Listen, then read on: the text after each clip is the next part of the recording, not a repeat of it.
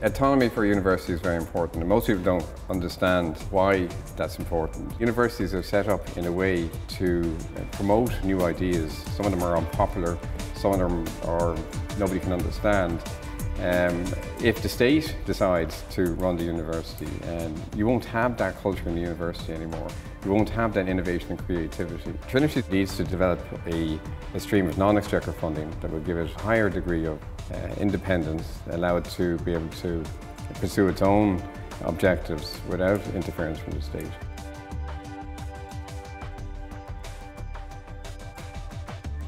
I think one key area that the institution can work on would be in research. I would come with the experience of having transformed research in two institutions. Research funding has dwindled over the past few years in the institution. They're predicting that it'll fall by as much as 75%. I actually think that's pessimistic and that we can really work on that to build up research funding. And research funding enables research, and that is a major contributor to the reputation of the institution.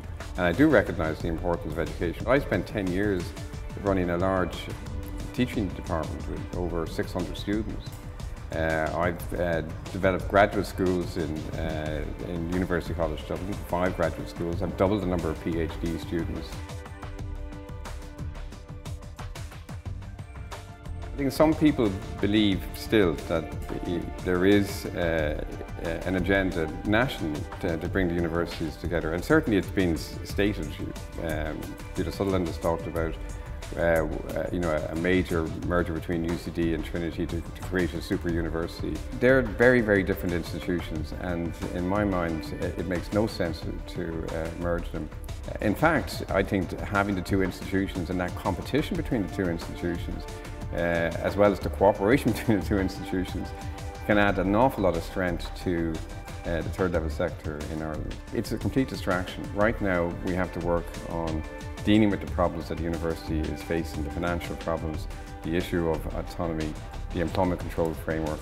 Those are the things that focus on the need to increase research funding, need to further invest in education. That's what the university needs to be doing.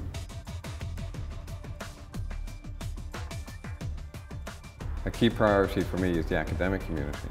My task was to enable academics to work. I don't manage them. And in fact, universities don't work that way.